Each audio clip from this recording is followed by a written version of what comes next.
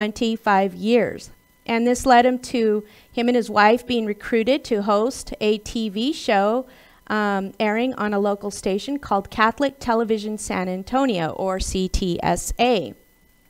The show was called Fanning the Flame. He and his wife were blessed to have had a successful 6-year run on the show from 2005 to 2011.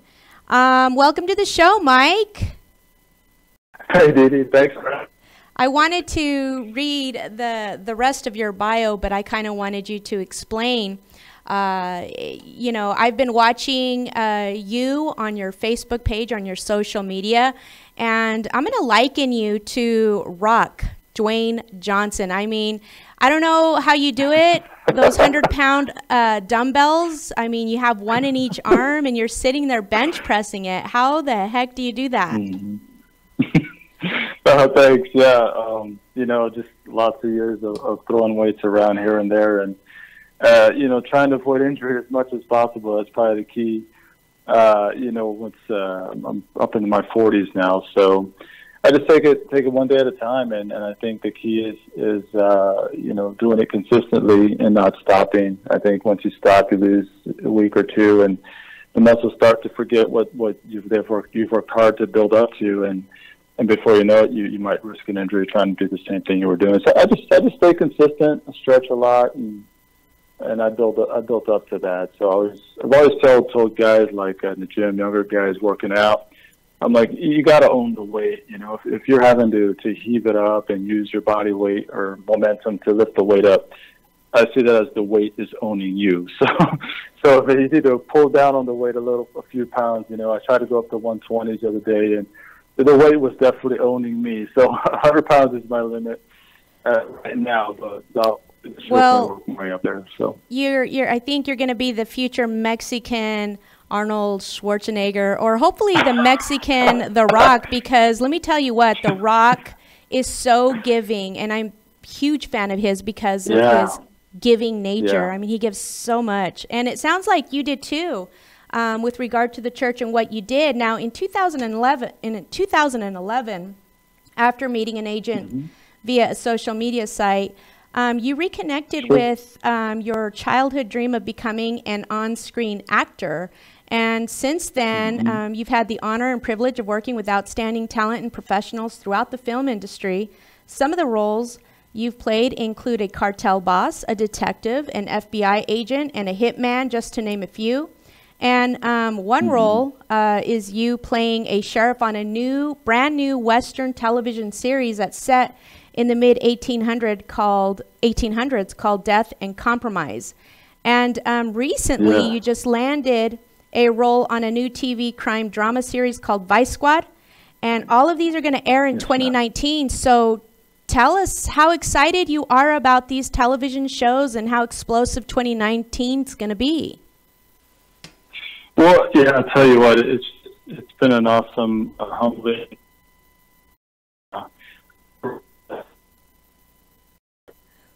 Uh-oh. We're losing you. Okay? Hold on. We're losing you for some Okay, reason. The signal's low. Testing, can you hear me? Yes. Okay, now I can hear you. Stay where you're at. Okay. I will. Okay, say it again. Yes. No, so I was saying is I just feel humbled and blessed to be, you know, asked to be a part of these programs. And, you know, it's not easy to land a gig, right? And, you know, everybody knows it's the law of large numbers. The more you put your name out there, the better chances you are of securing a couple of roles here and there. So just to be a part of this is just amazing. Death and Compromise, I got to audition for that one, and it was pretty cool because I was kind of a last-minute addition to their audition, and got the call back, and I was like the last person of their audition day, and I was supposed to audition for a different role, and I did, and I guess they kind of liked what they were watching. They said, "Hey, why don't let's try him out for the sheriff role," and so it's kind of just of a spur of the moment kind of thing. I guess someone saw something in what I was providing on that audition there. So I did it, and next thing you know, I'm getting a call back and saying, "Hey, I would like you to be our sheriff." And so it was just so surreal. And then on top of that, it's a Western. I've always loved Westerns, and and to be able to play a sheriff on Death and Compromise is pretty awesome. The cool thing about that show is it's pretty much just about at the tail end of post-production. So once they get that out, then they'll hopefully start to secure a venue where they'll be showing it. And so 2019, I believe, is a target time frame for them to hopefully see this somewhere on a TV screen near you, right? So, and then, of course, the Vice Squad, that's been a huge blessing, something really exciting. The producer, creator, Kevin C. Kellum, I guess we connected via social media, and he pinged me and said, "Hey, I'd like to consider you on the role in my show." And I'm like, "Yeah, sure." It was late last year. And then little by little, we just started seeing him and his wife, Stevie Korn, just kind of moving the dial and really helping to get this thing rolling. And now we're at a point where we have a distributor through Sony Distribution. We've got a target time frame of 2019. It's going to be in 7 major cities, so it's going to be focused around, let's see, Los Angeles, New York, Seattle, Chicago, Miami, Dallas, and Las Vegas.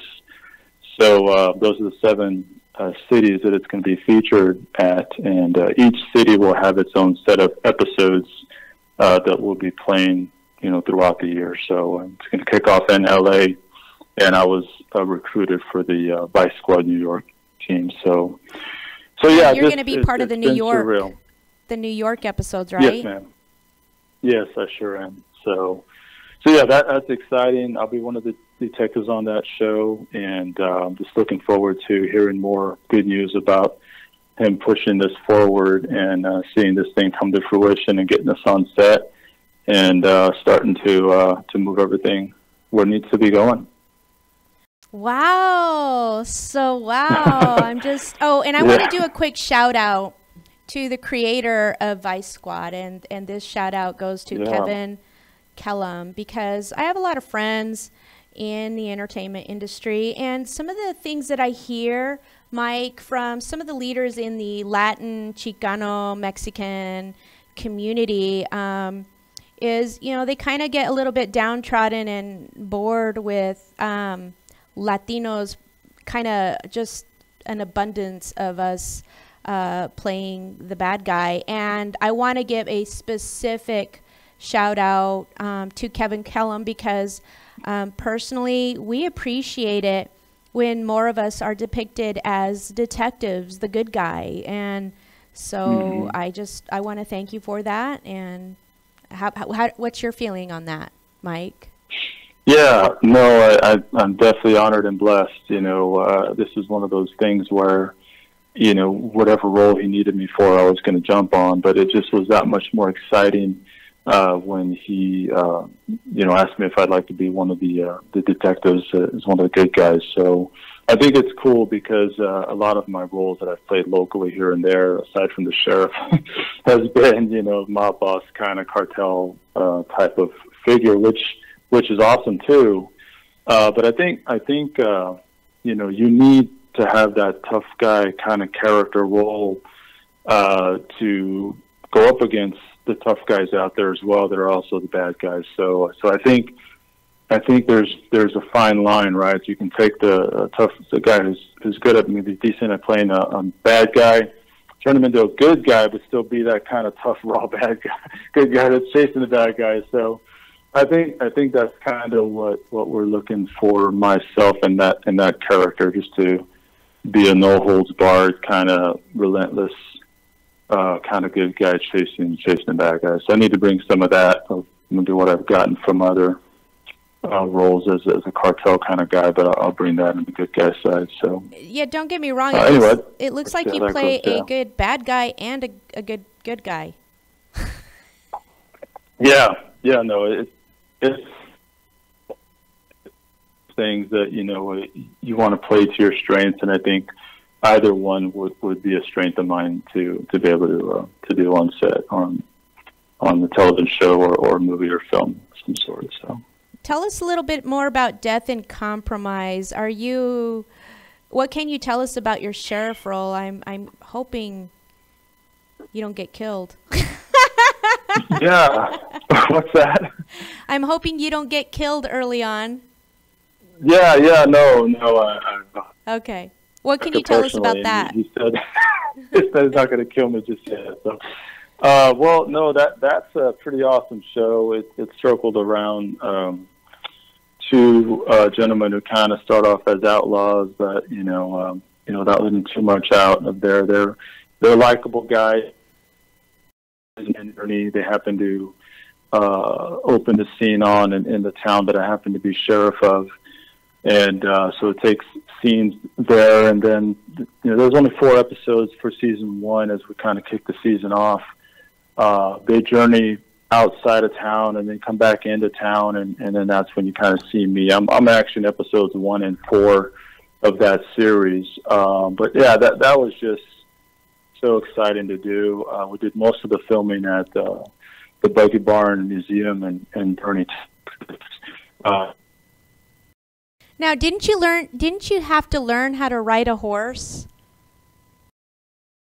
Actually, I was told that I might ride a horse, so I hooked up with a buddy of ours on set, and he kind of gave me some horse riding lessons, which was pretty cool.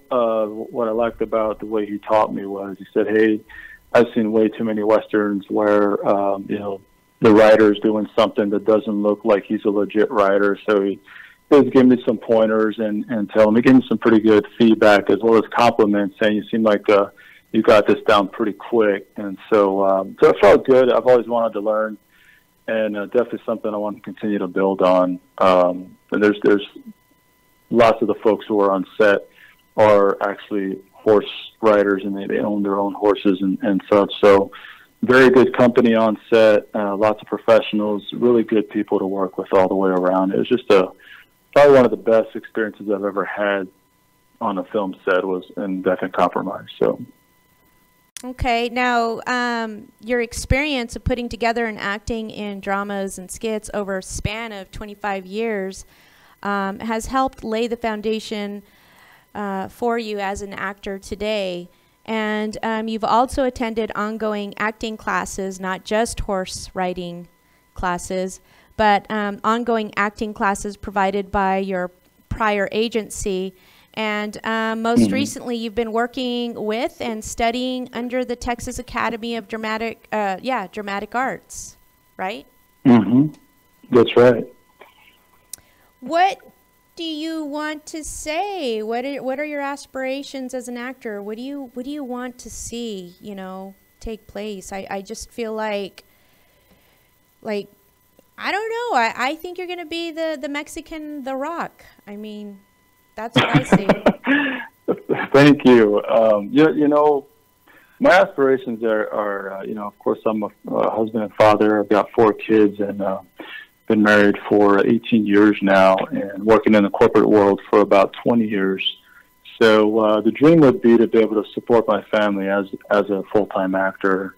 And so that's something that I'm looking forward to. And one of the ideal types of roles, I think, would be to be on an episodic where you have a recurring role as one of the main characters. So those are definitely something that I'm aspiring to be, and that's why I get excited about Death and Compromise. I'm really excited about the Vice Squad and where that's gonna take us. And I say us because anything I do with my career, it's going to be my family will be a part of it. So my aspirations is to be the best version of myself as an actor that I can possibly be, and so I'm going to definitely hit it full throttle. I'm going to keep working out in the gym, keep taking my acting classes, and keep taking advantage of opportunities to help give me the experience that I need, so that when I'm on set, it just continues to come off as natural and as authentic as I possibly can. I also want to continue to be someone who's really easy to direct and really easy to guide and get to the level that they need me to be within the character that I'm portraying at any given time. What's your background? Were you born in Texas? Yes, I was actually born and raised in San Antonio, Texas. Still live here today, and went to got my degree, my liberal arts degree at Our Lady of the Lake University, which is right here in San Antonio as well. And I've, again, had the same financial services job for the past 20 years. I've been in a management or leadership position within that company since 2012. So, yeah, the financial industry is a lot of fun. I have worked in the financial industry, and it's very fast-paced and a lot of fun, and it shows a person how to obviously invest. But let's get back to something more inspirational. Certainly, sure. In your 25 years, you know, what you and your wife did in the television show, and I'm sure that you've touched many young lives with regard to the ministry. Do these kids that you've, you know, worked with regard to your skits and the television show, you know, do they come back to you? Do they ask you for advice? Do they look up to you? Give us a little bit of... Yeah, you know, I've circled with them from time to time, you know, at other retreats and conferences and stuff. But, you know, I think they go their way, we went ours. But, you know, you don't really do it to kind of see the gratitude. You know, we just do it because it's in your heart, kind of feel like God led you there. And so it put us in a position to be able to provide ministry to youth and their families. And we just feel honored and privileged to be able to do that. And something that we still do sporadically today. You know, we've been asked a couple of times here and there over the last couple of years. But, you know, for the 20, 25-year run that we had, we were like, it's like our team was in demand, so to speak.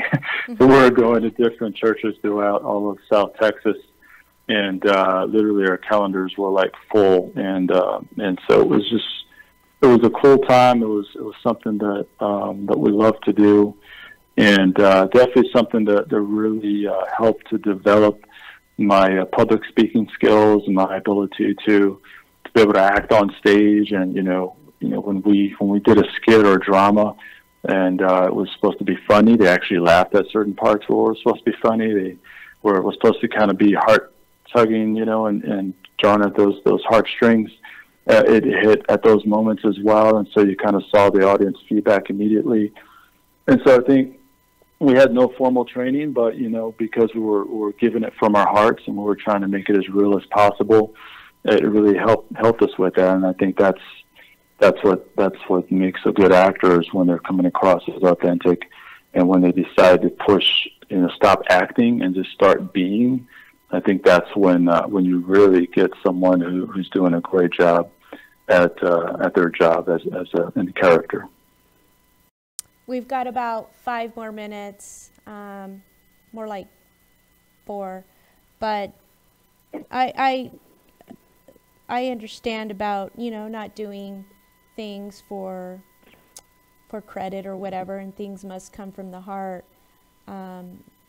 But I was wondering, you know, some of these younger people that, you know, you've done these skits with, and here they see you as a professional actor these days. I'm wondering if you've inspired them to pursue their dreams of possibly, if they have dreams and aspirations of being an actor. Yeah, I'm sorry, you're breaking up just a little bit. Oh, how about now? I couldn't hear you that. Yes, that's better. Sorry. Can you hear me now? Yes. All right. No, I was kind of wondering if, you know, some of these younger people that you worked with throughout your 20 to 25 years in doing these skits, I'm wondering if you've inspired them to take up professional acting as a result of the skits being a launch pad for you. Mm-hmm. Yeah, I know we have, because there are groups out there who started kind of picking up the ball, so to speak, and started doing their own retreats and stuff with the same church organization that we worked with. And I know they use some of our own skits and such, and then that another generation after them. And so, you know, it's been a couple of generations now in the mix where you definitely see folks doing their thing. And I think the folks who are doing it now, because there's still ministry being done through the organization we're working with. I don't even think they realize how this whole thing got started, and we were kind of the first class. I was literally 16 years old when I gave my first seminar or retreat conference, and I didn't know what I was doing. I was scared to death, but kind of led with my heart. I did my homework and did my studying on what we're trying to do, and we did it. And next thing you know, we did it again. And next thing you know, the next year happened, and boom! Wow! Fast forward 20 years later, we're still doing it, and it just happens that way. And it was a total blast while we were doing it. But I do believe it laid a solid foundation for the principles and fundamentals of the actor that I am today. Final words. What would you like to say? Final words, yeah. I would just like to say, first of all, thank you and your station and company organization for having me on here. I'm very humbled and pleased and just blown away that you guys would have me on here. So I definitely appreciate that.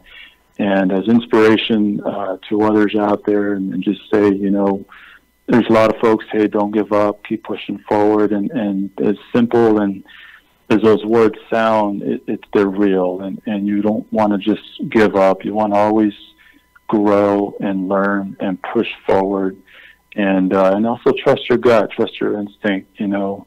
Know that, hey, this doesn't seem right. Then maybe you just need to pull out, because there's also organizations out there looking to take advantage, or maybe they don't know what they're doing, and there might be some things happening on set that aren't as good as they could be.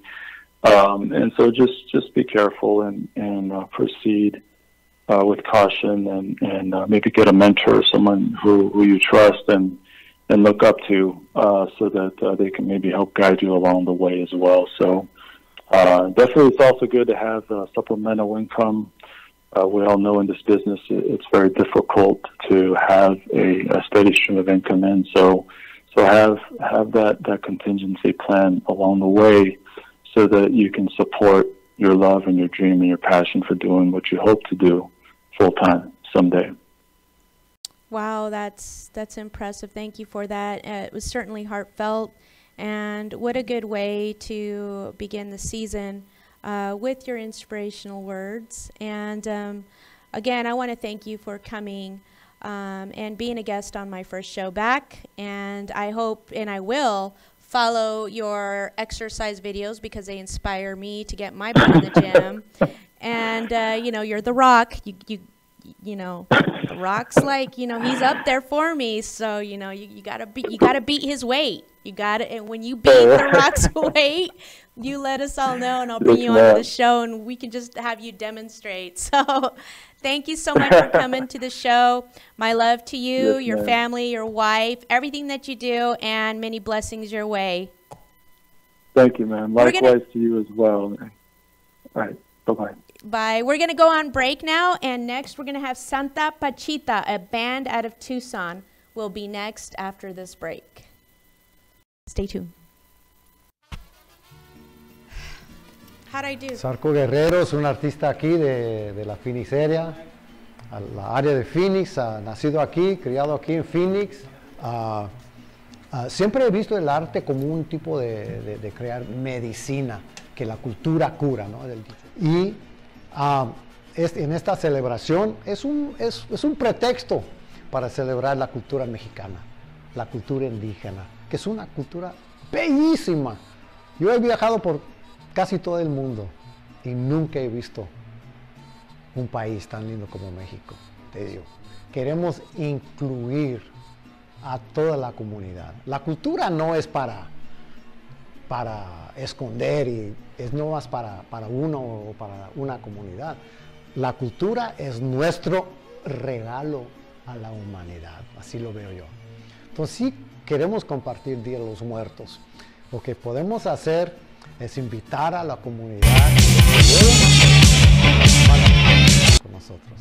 Van a reconocer la belleza de nuestra comunidad, ¿verdad? Y no somos solamente mexicanos, chicanos, latinos, americanos, pues nuestros vecinos son negros, son gente indígena de acá, son los japoneses. Ellos también están invitados, porque ellos tienen algo que traer a la mesa también. Tienen sus propios regalos, tienen culturas lindas. Ellos también quieren rescatar y mantener esas culturas, esas tradiciones. Por eso están invitados.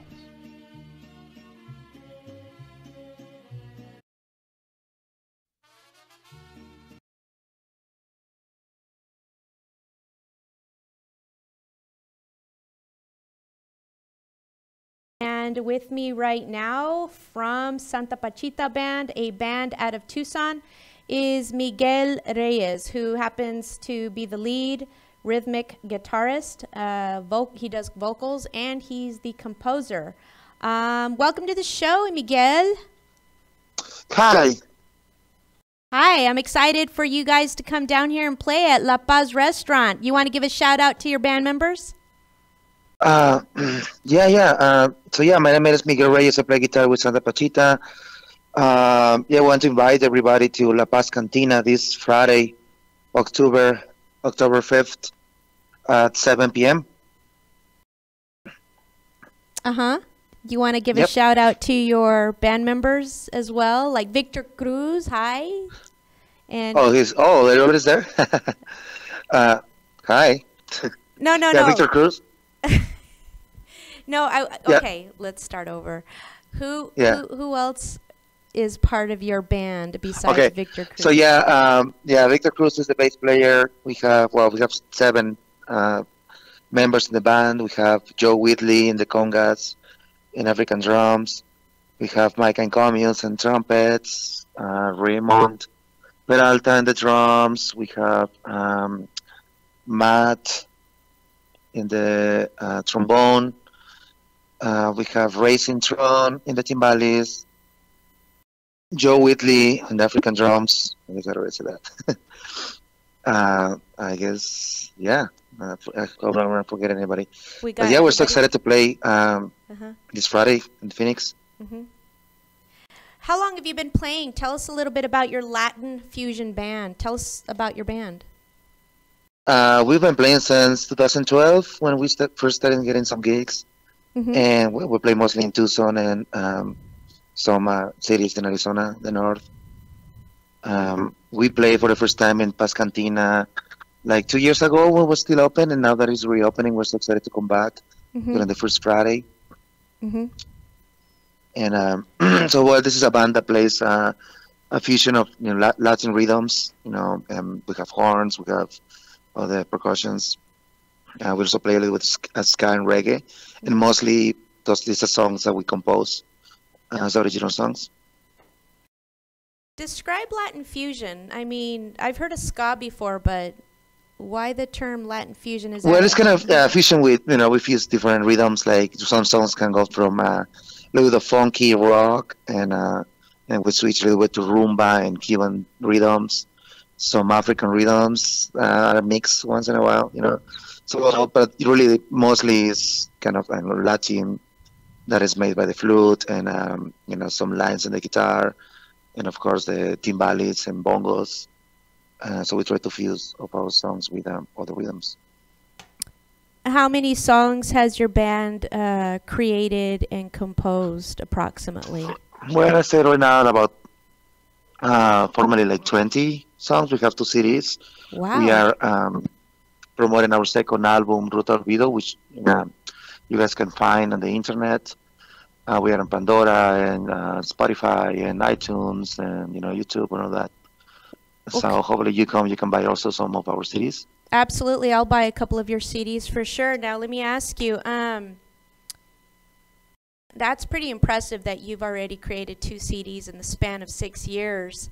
Where can our listener, our audience, find you on Facebook, Twitter, Instagram? Where can they find Santa Pachita? It's very easy. Just look for Santa Pachita, Arizona, and that's some of the first links that you can find. All of it. We have a CD Baby link. We have, iTunes on Facebook. Oh, wow. Just look for Santa Pachita, That's Anta, and then Pachita, Pachita. Now, if somebody needs to book a gig with you, and I know you're going to be playing at La Paz restaurant here locally in Phoenix, Arizona, but if somebody wants to book a gig with you, how do they reach you? By phone? You can email us. Yeah, you can find our contact information on the internet too, but our email is very easy. It's just santapachita@gmail.com. All right. Okay, give the address again where you're going to be this Friday at 7 o'clock. Give it. Yeah, now that they're reopening, this is going to be on 330 East Roosevelt in Phoenix. And this going to be in the middle of the first Friday, which is very cool. We're very excited. All right. Well, thank you for being a guest on our show. And I will see you this Friday, October 5th. And to my audience, again, they're going to be playing here if you live in the Phoenix, Arizona area. Santa Pachita will be playing at Paz Cantina, 330 East Roosevelt. Thank you so much. Thank you, guys. Thank you. And that concludes our show for today, our first show back. And Osvaldo says hi. Hi. And next week, next Monday, we're going to have an actor that's going to actually come into our studio, Rogelio Camarillo, an up-and-coming actor. Thank you for listening to the Tequila Onda show, and tune in next Monday.